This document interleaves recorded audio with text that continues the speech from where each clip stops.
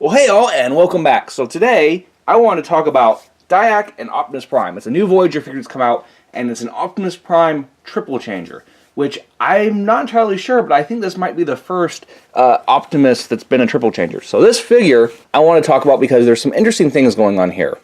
And before we get started, let's go ahead and look at the box. Got a nice looking little head design here for Optimus. You can see the figure in the package. Shows the gimmick of the transformation. But here's something that's interesting. On the sides and top, it's actually Decepticon. Now, I could either assume that the designer of the package was using maybe a template that has both logos on it and they didn't switch the right one, or I doubt it, maybe they were hinting at something. I have a feeling it's the former, though. So on the back, shows the transformation process, or not the process, but actually some of the alt modes and the gimmick. Shows also some preview figures, the Hot Rod, which we've already done a review of, Sawback, the Triple Changer Megatron, and Six Shot. Side has another illustration, and then basic bottom as usual. And I want to talk a little bit more about the design, as well as some things I see about this figure that I thought were really interesting. So let's go ahead and get this guy out of the box, and then we can talk a little bit more about him. Alright, now that I'm going on the package, I want to do something a little differently than just a typical review that I usually do for these figures. It partly goes along with why I bought this figure. We have the Power Master Optimus Prime that was released. I wasn't keen on it. The Takara version was a slight improvement with the added feet, the better cab, the arm redesign. However, it's still not perfect. I've been waiting for information on the Make Toys one, Make Toys, however you pronounce it. And then Hasbro announces last night that they're going to release another version of that for the US market. So I'm like, okay, well maybe I will get it just to have that figure. However, when I saw this, I ran across it in the store yesterday, the same day they announced they're doing two other repaints of it. We've got, of course, the Decepticon version, and then we have a G2 Optimus Prime version, which is sort of what this already looks like. Now, when I saw this figure, I actually saw how I more imagined a Power Master Optimus Prime. And the reason I got this is because I saw this as a missed opportunity by Hasbro. As is, I already thought the robot mode was a perfect Voyager-sized Power Master Optimus Prime. And I think this is what they could have done with it. Now, instead of having those pylons come up, of course they still could have, but had them be the little cones, like the Power Master version, and then have little ports for cannons. And these are Hot Rod's cannons, but I just kind of placed them there for the effect to give you guys an idea of what I'm trying to say. And the other thing that really makes me see this is the pylons inside the head give me these sort of Marvel Comics box art Power Master Optimus Prime head design. You know, it gives me that feel. And you even have the stomach pushes in. Of course, it's for this gimmick. But I think a person, or Hasbro, could have made a Haikyuu that would have popped in there. Now, of course, the vehicle mode, being a triple changer, keeps it from being what we expect as Power Master Optimus Prime. But rather than just doing a very minor retool, there was potential in this figure to where they could have done a little bit more of an extensive retool, got rid of that second mode, and made a Voyager-class Power Master Optimus Prime, which would have left more opportunity to do a more true leader-class version, where the cab might have actually turned into a robot. I know they're about budget and about making money, but that's what I want to say about this. That's really what drew me to this figure. Now, let's go ahead and get to the normal review. So we'll pop these out, and of course, this is how it's supposed to look, which is more to the G2 form. But another thing that sort of lends this to the idea of Power Master is that's not the first time G2 has gone Power Master. If you remember Make Toys, well, they actually made an armor out of the tanker trailer for the Laser Optimus Prime that Hasbro had done. So we've already got sort of a Power Master Laser Optimus Prime as is. So we'll move him out of here.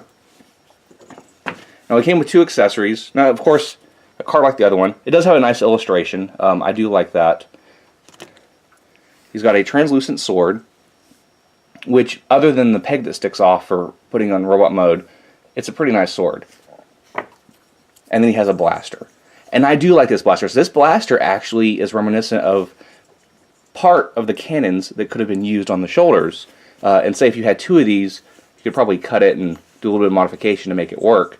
But of course it has that strange cockpit design that's built in for the Titan Masters. And of course you've got this handle here.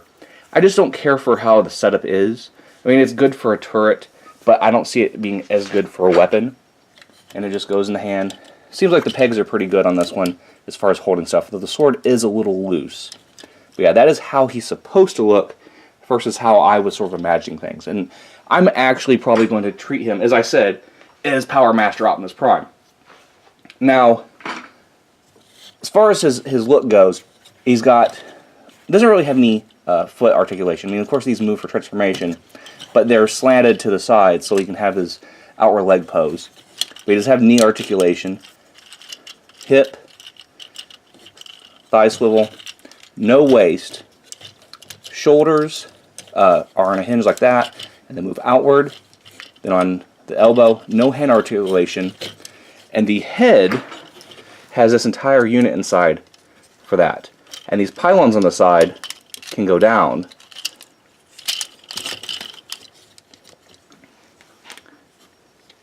And then pop them up. You just push the button. Now this is... Oh, there's one other feature. You can have wings. And of course that could be, you know, they could have left the wings in the engineering and still been like, oh, we have Apex mode. I mean, it's a stretch. I'm just throwing it out there. And no one else may see this. I don't know. This may be just my own ideas. This is what's making the figure personal to me. This is what I like about it. Everyone else may just see Laser Prime that's a triple changer. And that's fine. So anyway, we have a new head sculpt, which is different than the Power Master Optimus Prime head sculpt, as well as different from the Optimus Primal head sculpt, which was used off of the Sentinel Prime, which I guess gives us, what, 4 Prime head sculpts so far for this line.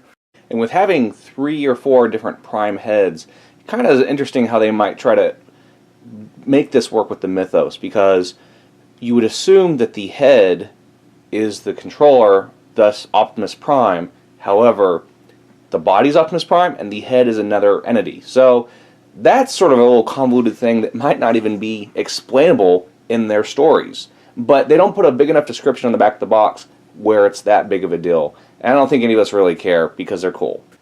So let's go ahead and look at a few things. Now he is pretty stable. I do like his look.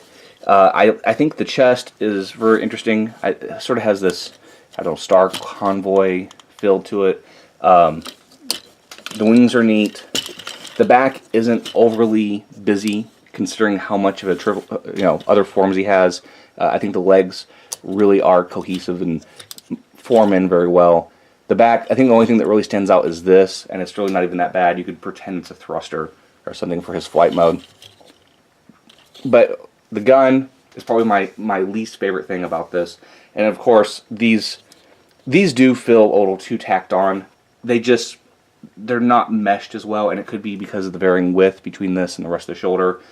It just does not feel like it belongs as much. So even if I wasn't seeing this as Power Master Prime, I would probably just leave those off, because I think it looks better without them either way.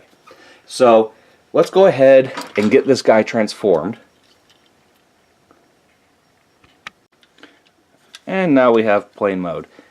And it is interesting. I mean, they only can do so much with the engineering budget, as well as trying to turn a semi-truck with a trailer into an airplane. I think the hardest part about this is the fact that Optimus Prime's red cab just stands out too much. I think had that been more of a color that goes along with the rest of the fuselage, that it might not stand out so much. I mean, I can imagine that these grills are supposed to be sort of intakes, and we've got the exhaust out here. It's just, it stands out. It looks like 2 truck halves stuck to the side of the vehicle. It's not the worst, but it's not great either. The way things tab together are kind of loose as far as the wings go. I'm afraid that the silver paint's going to chip over time if you keep doing it. The cab doesn't tab in as great as well, but the rest of it doesn't do too bad. I mean, it's got some really firm clips, but it does alright. You have some vents on here. I mean, of course, at first, this looks sort of like a strange plane in the front, but the way they did these ducts, I think sort of helps sells it, that it was intentional.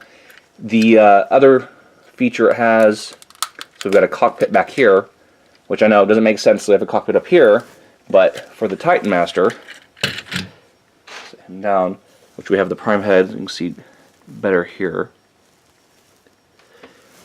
Transforms, has some nice silver paint on the head, but of course the body is pretty bare other than those blue on the legs. He's an alright looking Titan Master.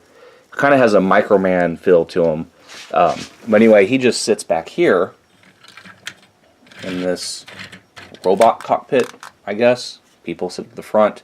Whatever the logic is for it, I know it's a toy, but yeah, it is a little strange. But it's an okay mode. The other thing to mention, weapons will peg on the side, which had you had 2 of these guns or 2 of the shoulder cannons like I suggested, it would be better. But yeah, it's kind of strange to have a big sword on the side of an airplane with guns. I mean, I don't know what you would do with that, but that is a weapon storage. The sticker placement, it is a nice looking metallic sticker, but it seems to be coming off some areas or kind of wrinkled. It's not the best application, and I probably would have rather have not seen it at all. I know Optimus has his signature stripe on the side, but I think without that it would have been better and more subtle as a figure, or at least as a better looking plane. It just cheapens a little bit. It seems nice at first, but then once you look closer at it, it's just not as nice. But yeah, let's get a better view of the plane. There's the top of it, side, bottom. But yeah, transformation's not too bad on this, which is why I didn't show it. It's actually pretty intuitive, and it might be fun for you guys to figure out on your own. So let me go ahead and get him into truck mode. And now for the truck mode. So as far as this goes, it's actually not a bad truck mode. My only probably gripe is the lack of a painted window on the side here, which is an easy remedy. I believe one of the repaints has this ladder painted, which was a nice touch. And the other gripe would be this little hollow area, which is understandable once you see the transformation. It's actually quite simple to go to this mode, and I would say that the transformation of this figure has got some clever engineering. For being as complicated as it should be to get from one mode to the other, it's actually not so bad. It's all very intuitive, and I think you guys will have a fun time kind of just playing with it. Try this without the instructions and see if you can do it, because you might have a good time with it. I would say that this kind of falls back to classic Transformers, where you don't need the instructions to really figure it out. You might run into a snag here and there, but it's really something that I think is getting back to G1, where we can enjoy playing with these things and going from mode to mode. And of course, we've got the same ports here for putting the weapons, and it's okay. I'm going to leave them off so you can see a better image of that. You can see the sticker application on here just isn't that great, not even perfectly straight. But yeah, the truck mode does look good. It does look a little weird for the fact that the trailer is so close to the truck and you know it can't turn, you know it's a single mode. But that also harkens back to G1, where we did have things like that, and we're kind of used to that. I mean, we have had to go back in time as far as the way these toys are, because they were over-engineered for a long time and we got used to that. As collectors, we were happy with that, and now things are getting simpler again. They're more meant to be played with, and maybe that is good to go along with our old collection, because we have these figures that we can fiddle with and fidget and kind of mess with, and the other ones can stay on the shelf just for display in robot mode, or whichever mode you prefer. But yeah, the cockpit also on the trailer, which I know it's strange because this trailer should be holding a bunch of fluids of some sort, and it's designed in a way, it's neutral in design. There's no obstruction where you can turn him and he's always forward facing depending on what mode it is, because of course the plane comes this way, the truck goes that way. So you have that. It does roll. All wheels actually do reach at the same time for the most part, so it's not sort of a janky trailer. I've seen some third-party stuff where the trailer kind of looks like it's sagging.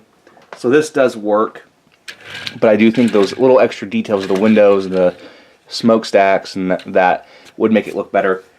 This is an okay Optimus Prime as far as the alt modes go. They're not great. As the Decepticon repaint, or retool, whatever we're calling these things now, it does suit it. It does suit it very well. However, like I was saying before, making this into a Power Master Optimus Prime, there wouldn't be all that much more engineering needed. Of course, instead of a cylinder, this would have been a complete rectangular trailer, just like the original. And this could have still been a cab over semi truck, with just a little bit more engineering where this would have to collapse into that. I mean, we're not looking at a whole lot of different changes here had they spent that time to re-engineer this design. But like I said, it's all about profits. It's about minimal amount of input to get the, a whole new figure. So anyway, it does go together pretty well. It is a nice figure. I think it's a great robot mode, great posability, great aesthetic. Kind of weaker on the alt modes, but when we look at it as a triple changer and the amount of what it costs and what it does, overall it's a pretty good figure. So anyway, thanks for watching. Make sure you guys like and subscribe, and we'll see you all next time.